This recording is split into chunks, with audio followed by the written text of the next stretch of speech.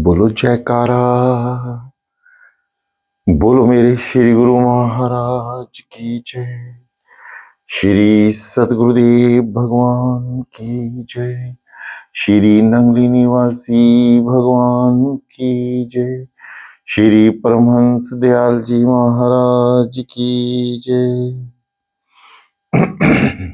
श्रीमद् भागवत रहस्य नवम स्कंद। आगे प्रातः काल हुआ तो राम का रथ सिंगवेरपुर के पास आ गया था। इधर प्रजाजनों ने जाग कर देखा तो राम का कहीं पता नहीं था। वह सब व्याकुल होकर विलाप करने लगे। सिंगवेरपुर के राजा को राम के आगमन का समाचार मिला। कुगहा वहां आए। प्रभु ने कुगहा का स्वागत किया। कुगहा ने रामचंद्र से निवेदन किया, मेरा राज्य आपका ही है, मेरे यहां पधारिए, मेरे नगर को पावन कीजिए।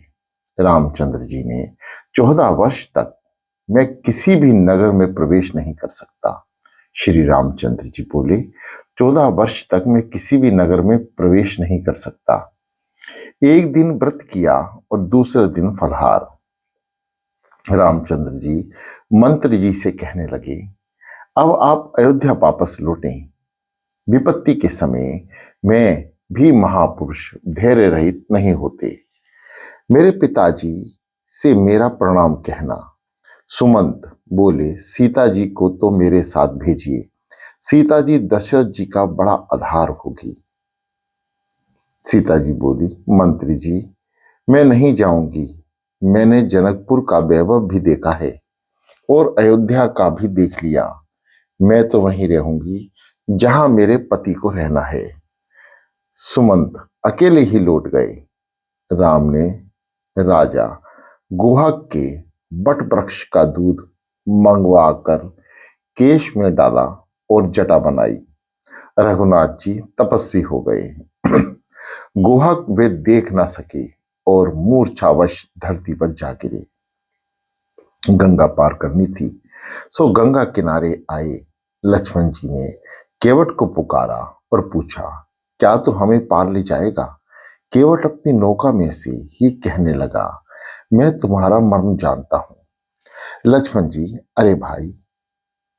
जी बोले, अरे भाई कौन सा मर्म जानते हो तुम? केवट बोला, राम के चरणों की धूलि के स्पर्श से पत्थर की अहिल्या संजीव हो गई। मेरी नौका तो लकड़ी की है। राम चरण स्पर्श से मेरी नौका भी यदि स्त्री बन जाए तो मैं अपने कुटुंब का परिपालन कैसे करूंगा और इस दूसरी स्त्री में का मैं क्या करूंगा? यदि मेरी नौका में आप बैठना ही चाहते हैं तो पहले मुझे रामचंद्र जी के चरण धोने की अनुमति दी जाए।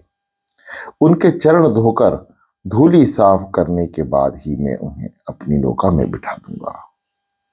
केवट के प्रेम पूर्ण वचन से रघुनाथ जी प्रसन्नता हुई।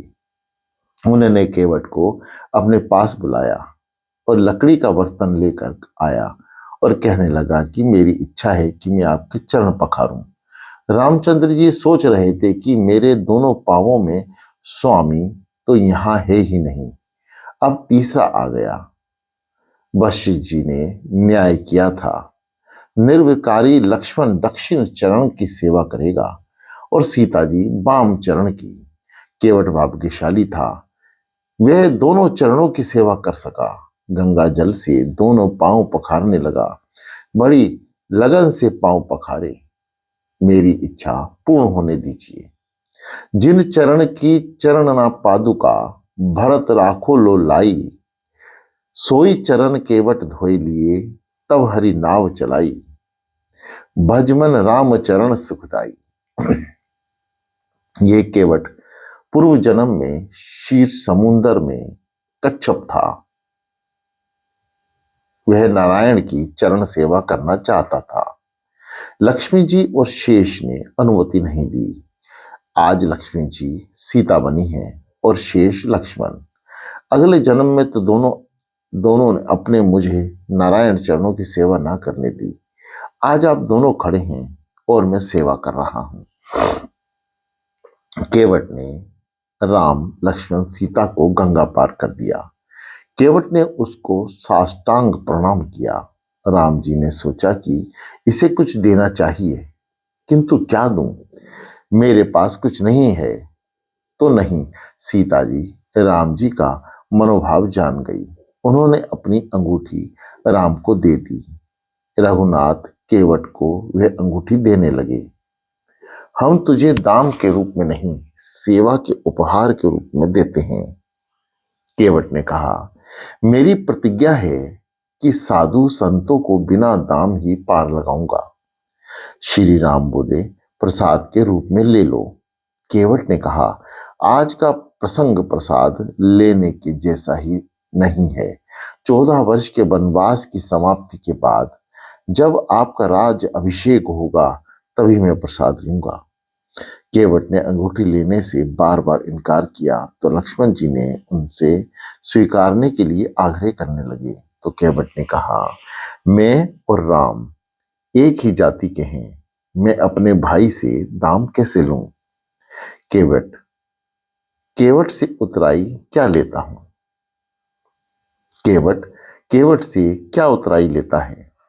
लक्ष्मण ने क्रोधित होकर कहा, क्या बकता है तू, क्या हम एक जाति के हैं।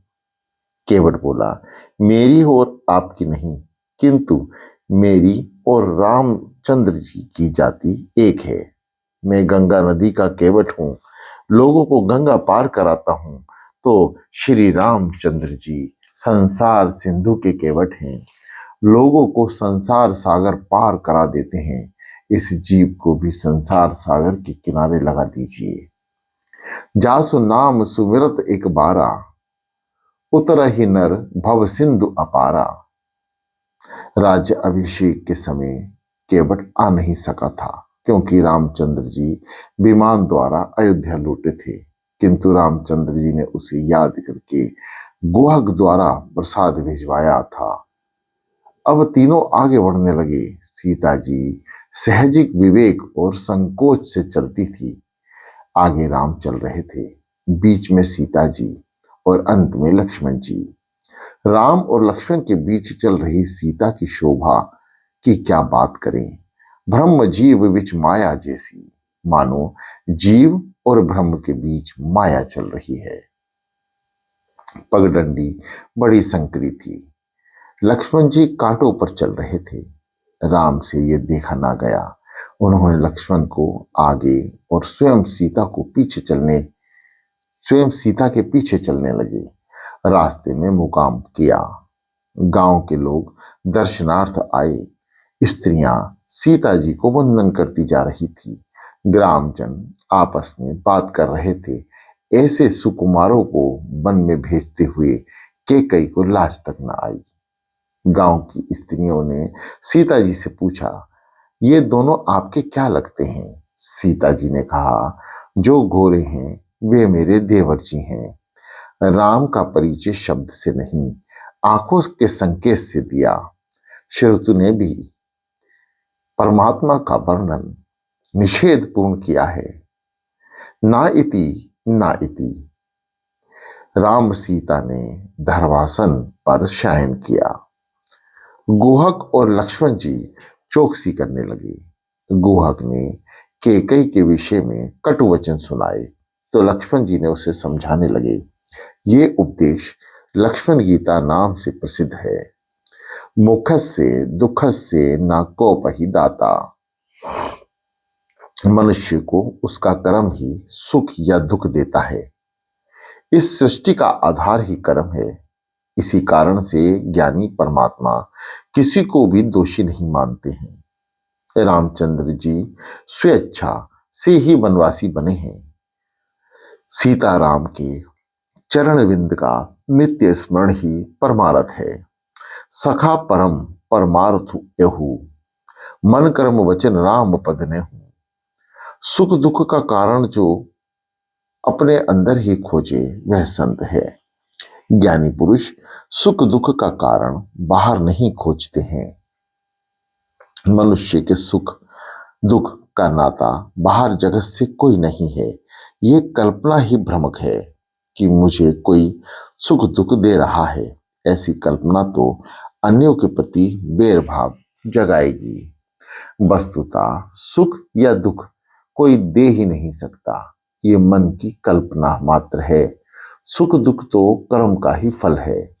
सदा सर्वदा मन को समझाओ कि उसे जो सुख दुख भानुभाव हो रहा है वह उसी के कर्मों का फल है। कहूं कहूं ना कहूं सुख दुख कर दाता, निज कृत कर्म भोग सब उभराता। राम तो परमानंद स्वरूप हैं। जो उनका स्मरण करते हैं उन्हें दुख नहीं होता, सुख ही होता है।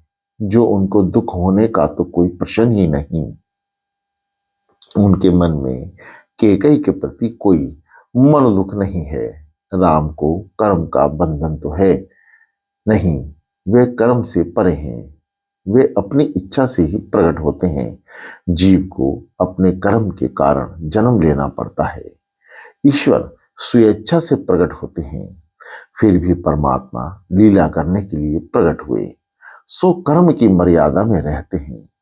जगत के सामने एक आदर्श रखते हैं कि स्वयं परमात्मा होते हुए भी कर्म बंधन में ना है में है।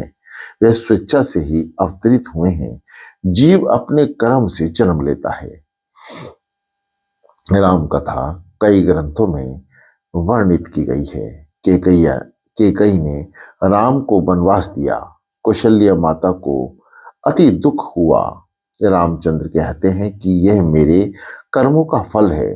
पूर्व जन्म में मैंने कैकेयी को दुख दिया था, उसका ही फल है। मैंने परशुराम अवतार में जो किया उसका फल इस अवतार में पा रहा हूं। पूर्व जन्म में कैकेयी जमदग्नि ऋषि की पत्नी रेणुका थी। परशुराम उन्हीं के पुत्र थे। एक बार गंधर्व चित्रसेन कई अप्सराओं के साथ सरोवर में विहार कर रहा था। रेणुका ने वे दृश्य देखा तो उसके मन में विकार जागा और कुछ असंतोष भी। इसी अप्सराओं को जैसा सुख मिल रहा है वैसा तो कभी मुझे मिला ही नहीं है। रेणुका के लौटने में देर हुई। जमदग्नि जान गए कि रेणुका के मन में व्यवहार व्याभिचार आया है। जमदग्नि खिन्न हो गए। उन्होंने पुत्र से कहा, तेरी माता ने पाप किया है, उसकी हत्या कर दे। पिताजी की आज्ञा सुनकर बिना कुछ सोचे विचारे ही परशुराम ने रेणुका का शिरोच्छेद कर दिया। रामचंद्र कौशल्या को समझा रहे हैं कि उस जन्म में मैंने माता को दुख दिया था, सो इस जीवन में वे मुझे दुख दे रही है। महात्मा तो यहां तक कहते हैं कि राम ने बाली की हत्या की थी, तो यही बाली कृष्ण अवतार के समय पारधी का रूप लेकर आया और भगवान को उसके बाण से प्राण त्यागने पड़े। किए हुए कर्मों का फल भुगतना ही पड़ता है। सारी रात लक्ष्मण जी और गुहा बातचीत करते हुए चौकसी करते रहे। ब्रह्म मुहूर्त में रामचंद्र जी ने स्नान आदि से निवृत्त होकर शिव जी की पूजा की। अपने जीवन में कुछ नियम होने ही चाहिए।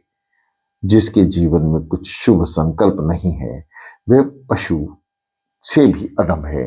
नियम के पालन के अभाव में मनुष्य पशु से भी बदतर हो जाता है। रघुनाथ ने जगत के सक्षम आदर्श रखा कि स्वयं ईश्वर हैं, फिर भी भगवान शंकर की पूजा करते हैं। गुहक के पास लौटने को कहा गया, गुहक को वापस लौटने के लिए कहा गया, किंतु वे ना माना। तो राम जी ने कहा, ठीक है, हम चित्रकूट पहुंच जाएं तब लौट जाना। भगवान धीरे धीरे आगे बढ़ते जा रहे थे। प्रयागराज में आए और वहां भारद्वाज मुनि के आश्रय में पधारे। तुम भारद्वाज बन जाओगे तो तुम्हारे यहां भी भगवान पधारेंगे। भारद्वाज अर्थात उपदेश को कान में भर लेना। इस जगत की बातों पर अधिक ध्यान देने से कोई लाभ नहीं होता है, परंतु भक्ति में विवेक होता है। भारद्वाज अधिक बोलते नहीं हैं। वह बार बार राम कथा सुनते हैं और रामचरण के बड़े अनुरागी थे। राम सीता लक्ष्मण के आगमन से वे बड़े प्रसन्न हुए। आसपास के अन्य ऋषि भी आने लगे। भारद्वाज कहते हैं, आज तक की कड़ी साधना का फल मिल गया। सभी साधना का फल है। भगवान ने एक रात उनके आश्रम में बिताई। दूसरे दिन प्रातः काल में राम ने मुनि से कहा कि वाल्मीकि आश्रम का मार्ग दिखलाने के लिए इन्हीं मुनि कुमारों को हमारे साथ भेजिए। 2-4 ऋषि कुमार साथ साथ आए। सभी वाल्मीकि आश्रम में आ पहुंचे। वाल्मीकि ने समाधि भाषा में राम कथा लिखी है। राम जी ने प्रकटम के रूप ही वाल्मीकि ने रामायण लिख दी थी। वे तो आदि कवि हैं। उनके मुख से ही सर्वप्रथम श्लोक प्रकट हुआ था। उससे पहले कोई श्लोक था ही नहीं। प्रथम श्लोक कौंचवध संबंधी है। किसी पराधी ने एक कीड़ारत कौंचुलगुल पर तीर छोड़ा तो एक पंछी मर गया। वाल्मीकि इस दृश्य को देखकर बड़े दुखी हुए। उन्होंने उस पारधी को शाप दिया। इस श्लोक में 2 अर्थ हैं, एक सामान्य और दूसरा राम संबंधी। वाल्मीकि आश्रम में श्री राम, जानकी और लक्ष्मण पधारे। श्री राम ने वाल्मीकि से कहा, आप तो त्रिकालदर्शी हैं। वाल्मीकि बोले, ये तो सत्संग का फल है। पहले मैं था भील, जो लोगों को लूटता रहता था, कुटुंब को निभाने के लिए पापाचार करता था। नारद जी के सत्संग ने मेरा जीवन बदल दिया। एक बार नारद जी मार्ग में मिल गए तो मुझसे पूछा, तू किसके लिए पाप कर रहा है? मैंने कहा कि अपने कुटुंब के लिए। नारद जी बोले, क्या तेरे कुटुंब में सभी लोग तेरे इस पाप के भागीदार हैं? मैंने कहा, क्यों नहीं, वे सब मेरे पाप के ही भागीदार हैं। नारद जी बोले, तू अपने घर जा और सभी से पूछ कि क्या वे तेरे पाप का हिस्सा लेंगे। मैंने अपने घर जाकर पत्नी और संतान से कहा, तुम सबके लिए मुझे अत्याचार और पाप करना पड़ता है, सो तुम इससे भी मेरे पाप के भागीदार हो, ठीक है ना? तो उस सभी ने कहा, हम क्यों बने भागीदार? जो पाप करें उसे पाप का फल भुगतने पड़ेंगे। हमें क्या लेना देना तुम्हारे पापों से? तो मेरी आंखें खुल गई। उन सब पर मुझे गिलानी आ गई। मेरा मोह, मेरा भ्रम नष्ट हो चुका था। मैंने नारद जी के समक्ष सारी बात कह सुनाई तो उन्होंने मुझे राम नाम का मंत्र दिया, किंतु मैं पापी और अनपढ़ था। मेरे मुंह से राम राम के बदले मरा मरा शब्द निकलता रहा। राम नाम का जाप ठीक से न कर सका। मैं तो उल्टा ही जप करता रहा, किंतु प्रभु ने मुझ पर कृपा की और मेरा उद्धार किया। सोई जानई जेहि देहु जनाई, जानत तुम ही होई जाई। कृपा आप करके जिसे अपने स्वरूप का ज्ञान कराते हैं वही आपको जान सकता है। आपको जानने के बाद वह भी आपका ही स्वरूप बन जाता है। तुलसीदास जी ने रामायण में पूर्ण द्वैत का वर्णन किया है। आगे भगवान और भक्ति में कोई भेद ही नहीं रह जाता। रामचंद्र जी ने वाल्मीकि से कहा, हम वन में रहना चाहते हैं, हम कहाँ रहें? हमें कोई अच्छा स्थान बताने की कृपा कीजिए। वाल्मीकि बोले, वैसे तो आप कहाँ नहीं हैं, जहां आप ना हो ऐसा एक भी स्थान कहीं नहीं। आप तो सभी स्थान में हैं। आप तो भक्तों के हृदय में भी हैं। इन चौपाइयों में बताए गए लक्ष्मण आप में आएंगे तो भगवान आपके हृदय में भी वास करेंगे। इन चौपाइयों में बताए गए लक्षण, आप में आएंगे तो भगवान आपके हृदय में भी वास करेंगे। जिनके श्रवण समुद्र समाना, कथा तुम्हारे ही सो भग सरी नाना। बरहि निरंतर होई न पूरे, तिनके ही तुम कह गृह ढूरे।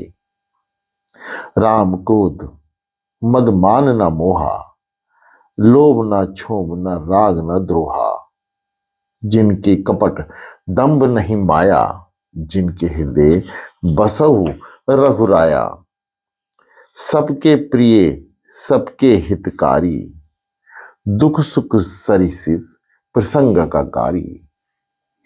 कही सत्य प्रिय बचन विचारी, जागत सोबत सरन तुम्हारी। तुम ही छाड़ी गति दूर ही नाही, राम सबहु तिनके उर्माही। जननी सम जन ही पर नारी, धनु पराव विश्व ते विष भारी।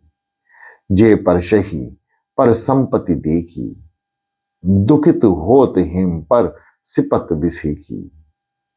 जिनहि राम तुम प्यार प्राण प्यारे, तिनके मन शुभ सदन तुम्हारे। स्वामी सखा पितु मातु गुरु, जिनके सब तुम तात। तिनके मन मंदिर बसहु, सिय सहित दऊ भ्रात। अध्यात्म रामायण के श्लोक का यह भाषांतर है। भक्तों के 14 लक्षण इनमें कहे गए हैं। वाल्मीकि कहते हैं, प्रभु आप निवास के लिए मुझसे स्थान पूछते हैं, किंतु आप कहाँ नहीं हैं। नाथ आप तो लीला कर रहे हैं, आप चित्रकूट पर्वत पर निवास कीजिए। श्रीमद् भागवत समाधि भाषा में है, वाल्मीकि रामायण भी समाधि भाषा में ही है। चित्त ही चित्रकूट है। अंतःकरण परमात्मा के स्वरूप का सतत ध्यान करे, तभी उसे चित्त कहते हैं। परमात्मा का चिंतन सतत हो, तभी चित्त कहा जाता है। चिंतन करना चित्त का धर्म है, निश्चय करना बुद्धि का धर्म है, संकल्प करना मन का धर्म है। एक ही अंतःकरण के ये भेद हैं। पाप होता है अज्ञान से। परमात्मा यदि चित्त में आए तो जीव कृत्य कृत्य हो जाता है। लक्ष्मण वैराग्य हैं, सीता जी पराभक्ति का स्वरूप हैं। राम परमात्मा है, जब भी संकल्प करो शुभ ही करो। हमेशा मानो कि परमात्मा चित्त में बसते हैं। रघुनाथ जी मंदाकिनी के किनारे पधारे, वहां अत्रि ऋषि का आश्रम है। वे वार्यव्रत ऋषि हैं। उनका गंगा स्नान का नियम था, किंतु जा नहीं पाते थे। सो अनसुईया ने गंगा जी से प्रार्थना की कि वे उनके आश्रम में प्रकट हों। उनकी प्रार्थना से प्रसन्न होकर गंगा जी वहीं प्रकट हुई। तुलसीदास को चित्रकूट के घाट पर रघुनाथ जी ने दर्शन दिए। चित्रकूट के घाट पर भई संतन की भीड़, तुलसीदास चंदन घिसे तिलक करे रघुवीर। तुलसीदास जब राम को पहचान नहीं पाए तो हनुमान जी ने तोते का रूप लेकर ये दोहा 3 बार सुनाया था। सोचिए, पाप का मूल चित्त में है। पाप होता है अज्ञान से। इस चित्त में यदि रघुनाथ जी आए तो चित्त विशुद्ध होता है। गुहक सेवा कर रहा है। राम के आगमन का समाचार भील, किरात आदि लोगों में फैल गया। रामचंद्र जी ने दर्शन करने के लिए सभी आने लगे। उनके दर्शन करते हुए जड़ चेतन बन जाता है और चेतन जड़ सा। कुशल मंगल पूछा गया। प्रभु जी, आपके दर्शन से हमारा कल्याण हो गया, पाप छूट गया, स्वभाव बदल गया, जीवन सुधर गया। यहाँ के वन पहाड़ गुफा आदि सब हमारे देखे और जाने पहचाने हैं। हम आपके सेवक हैं। आप जहां चाहें हम आपको ले जाएंगे। रामचंद्र जी चित्रकूट में विराजे। तब से चित्रकूट के वृक्ष फूल और फल से भर गए और झूमने लगे। प्रतिदिन कई ऋषि मुनि राम जी के दर्शन को आते रहते थे। राम ने चरित्र का दर्शन, राम के चरित्र का दर्शन कौन कर सकता था? एक एक अक्षर महापातक का नाशक है। चरित्रम रघुनाथस्य शतकोटिप्रविस्तरम एक कमरक्षरम पुंसम महापात नाशकम। मंत्री सुमंत को अयोध्या वापस लौटने की आज्ञा दी। गुहक चित्रकूट से वापस आए। तब तक सुमंत गंगा किनारे पर ही रहते, गंगा किनारे पर ही रहे थे। अयोध्या की प्रजा पूछेगी तो राम को कहाँ छोड़ आए, तो वे क्या उत्तर दूंगा? राजा दशरथ भी तो प्राण त्याग कर ही देंगे। सुमंत के रथ के घोड़े भी उसी दिशा में टकटकी लगाते रहे जिस दिशा में रामचंद्र जी गए थे। वे भी समझते हैं कि हमें छोड़कर हमारे स्वामी उस ओर चले गए हैं। उन्होंने खाना पीना ही छोड़ दिया। जिनके वियोग में पशु तक इतने दुखी हो रहे हैं, उनके माता पिता की व्याकुलता का तो कहना ही क्या। वे अब जी ही कैसे पाएंगे? गुहक आए और सुमन से कहने लगे, मंत्री जी आप तो ज्ञानी हैं, तब आप धैर्य ग्रहण करें और अयोध्या वापस पधारें। साथ में 4 भील सेवक भी भेजे। मध्य रात्रि के समय सुमंत अयोध्या पहुंचे। मैं किसी को भी अपना मुंह नहीं दिखाऊंगा। कोई पूछेगा तो मैं क्या उत्तर दूंगा? फिर भी वे कैकई के आवास में गए। महाराजा दशरथ का दर्शन किया हुआ तो कैकई से पूछा। महाराजा दशरथ का दर्शन नहीं हुआ तो कैकई से पूछा, महाराज कहाँ हैं? जब रामचंद्र ने वन की ओर प्रयाण किया था, तब दशरथ ने कहा था कि मैं अब कैकई के आवास में नहीं जा सकता, मुझे कौशल्या के आवास में ले जाओ। अतः वे कौशल्या के आवास में थे। राम विरह में जिसकी आंखों से 2 बूंद आंसू भी टपक ना सके, उसका मन शुद्ध नहीं हो पाता। एक दासी मंत्री सुमंत जी को कौशल्या के आवास में ले आई। राम वियोग में 5 दिन बीत गए। दशरथ जी के मुख पर मृत्यु की छाया पड़ने लगी। मंत्री ने पास आकर उनको दंडवत प्रणाम किया। दशरथ जी ने आंखें खोलकर देखा तो पूछा, मेरा राम कहाँ है? कहाँ है मेरा राम? कहाँ छोड़कर आए मेरे राम को? सीता वापस आई या नहीं? मुझे वहीं ले चलो जहां मेरा राम है। दशरथ जी ने व्याकुलता देखकर सुमंत की आंखों में भी आंसू बहने लगे। वह कहने लगे, महाराज आप तो ज्ञानी हैं, धीर धरें, मैं राम जी का संदेश लाया हूं। उन्होंने कहा है कि मेरे पिताजी को मेरा प्रणाम कहना, और उनके ही प्रताप से हम वन में साकुशल हैं। महाराज मैं कितना निर्दयी हूं कि राम को छोड़कर वापस जीते जी आया हूं। सीता जी ने भी मुझसे कहा था, मंत्री जी आप तो मेरे पिता समान हैं, मैं अयोध्या वापस नहीं जा सकती। अपने पति के बिना मैं जी नहीं पाऊंगी। मेरे ससुर जी को मेरा प्रणाम कहना। नाविक केवट ने उन सभी की सेवा की और निषाद राज ने भी उनकी बड़ी सेवा की और मैं वापस आया। मेरे जैसा निष्ठुर और कौन हो सकता है? सुमंत के वचन सुनते ही राजा हे राम बोलते हुए नीचे गिर गए। कौशल्या व्याकुल हो गई, फिर भी राजा ने धीरज दे रही थी। राम विरह तो एक बड़ा सागर है जिसे पार करना बड़ा कठिन है। आप तो कारणधार हैं, यदि आप ही देर खो देंगे और सबका क्या होगा? दशरथ ने कहा, मेरे बक्षम स्थल में वेदना हो रही है। मुझे श्रवण कुमार के माता पिता ने शाप दिया था और पुत्र विरह में मेरी मृत्यु होगी। सारी बात इस समय उन्हें याद आ गई और कह सुनाई। दशरथ जी विलाप करते हुए कहने लगे, मुझे वहीं ले जाइए जहां मेरा राम है।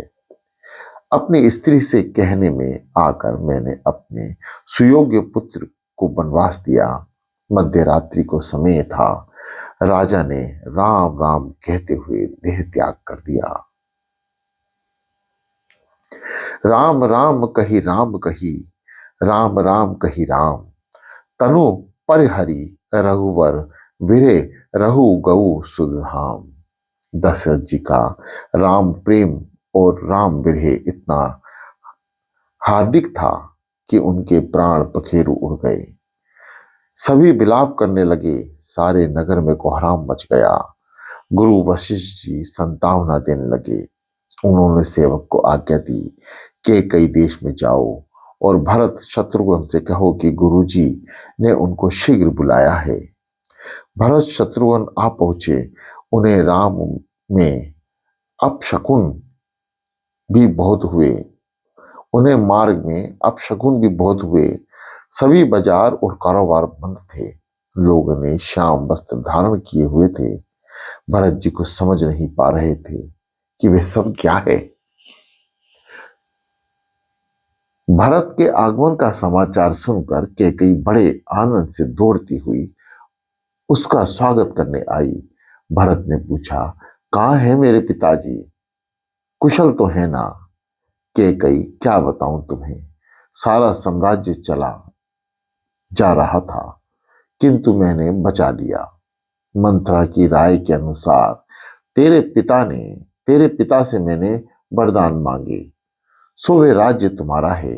और पिताजी तो वरदान देकर व्याकुल हो गए और उन्हें प्राण त्याग किया। भरत जी बोले, उस समय मेरे बड़े भैया राम कहाँ थे? अब क्यों दिखाई नहीं देते? कहाँ हैं वे?